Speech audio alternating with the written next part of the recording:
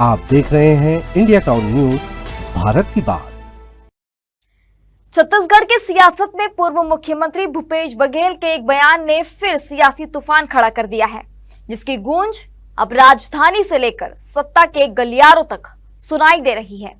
बघेल ने बीजेपी सरकार के एक मंत्री पर लगाया है 3 करोड़ के बंगले का आरोप। दावा है कि ये बंगला मंत्री ने अपनी गर्लफ्रेंड के लिए बनवाया।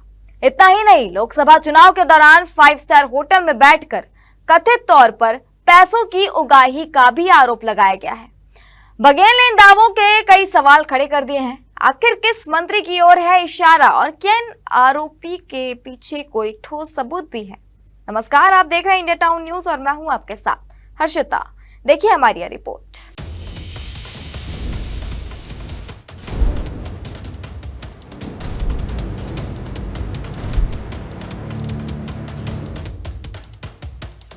दरअसल रायपुर में कांग्रेस नेता और पूर्व कोषाध्यक्ष रामगोपाल अग्रवाल की गिरफ्तारी के विरोध में कांग्रेस ने प्रदर्शन किया। इस दौरान पूर्व मुख्यमंत्री भूपेश बघेल ने बीजेपी सरकार पर जमकर निशाना साधा। बघेल ने दावा किया कि मौजूदा सरकार से जुड़े कई मामलों की जानकारी उनके पास है और कांग्रेस के सत्ता में लौटने पर इन मामलों का हिसाब लिया जाएगा। इस दौरान उन्होंने एक मंत्री पर गर्लफ्रेंड के लिए 3 करोड़ रुपए का बंगला बनवाने का आरोप लगाया है। वाले गिरफ्तार किए हैं। रामगोपाल अग्रवाल अकेला नहीं है, हम सब पूरे कांग्रेस पार्टी उनके साथ है।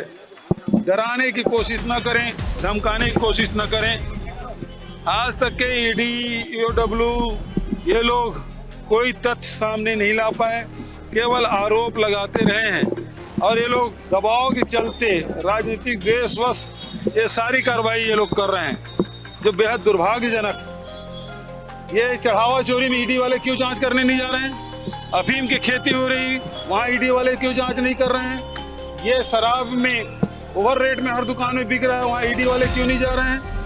ये ईडी वाले जो रेत खदान में 3 लोगों को जिंदा जला दिया गया, उसकी जांच वो लोग क्यों नहीं कर रहे हैं? यहाँ लगातार छत्तीसगढ़ में चोरी हो रही, डकैती हो रही, लूट हो रहा है, उसमें अब ईडी वाले कोई कार्रवाई नहीं कर रहे हैं। ये बदले की भावना से कर रहे हैं। ज्यादा दिन देर नहीं है, ऊपर वाले के यहाँ देर है, अंधेर नहीं। वक्त बदलता है, अब परिवर्तन हो रहा है। अब भी समझ जाए ईडी वाले, है ना? सरकार हमारी आएगी, लेकिन एक एक का हिसाब किया जाए। बघेल यही नहीं रुके, उन्होंने लोकसभा चुनाव के दौरान एक बड़े 5 स्टार होटल में बैठकर पैसों की उगाही किए जाने का भी आरोप लगाया है। बघेल ने कहा कि उन्हें इसकी पूरी जानकारी है और सत्ता में वापसी के बाद किसी को छोड़ा नहीं जाएगा। हालांकि मंत्री का नाम उन्होंने सार्वजनिक रूप से नहीं बताया है। वहीं रामगोपाल अग्रवाल की गिरफ्तारी को लेकर भी कांग्रेस ने सवाल खड़े किए हैं। ईडी ने 11 अगस्त को छत्तीसगढ़ शराब घोटाले से जुड़ी मनी लॉन्ड्रिंग मामले में रामगोपाल अग्रवाल को गिरफ्तार किया था। कांग्रेस का आरोप है कि उनका नाम मामले में बाद में जोड़ा गया और केंद्रीय जांच एजेंसियों का राजनीतिक इस्तेमाल किया जा रहा है। दूसरी ओर बीजेपी ने भूपेश बघेल के आरोपों को तथ्यहीन बताते हुए पलटवार किया है। बीजेपी प्रवक्ता अमित चिमनानी ने कहा कि बिना तथ्य किसी के चरित्र पर आरोप लगाना राजनीतिक हल्केपन का प्रमाण है। उन्होंने कांग्रेस पर भ्रष्टाचार के मामलों से घिरे होने का आरोप लगाते हुए कहा कि धमकी देने के बजाय कांग्रेस को अपने आरोपों के तथ्य सामने रखने चाहिए।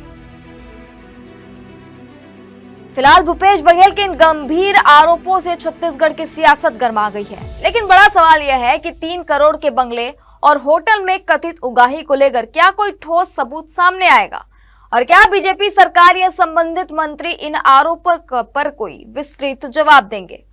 अब आगे क्या होगा वो तो आने वाला वक्त बताएगा। इसी के साथ मुझे दीजिए इजाजत और आप देखते रहिए इंडिया टाउन न्यूज, भारत की बात। नमस्कार। आप देख रहे हैं इंडिया टाउन न्यूज, भारत की बात।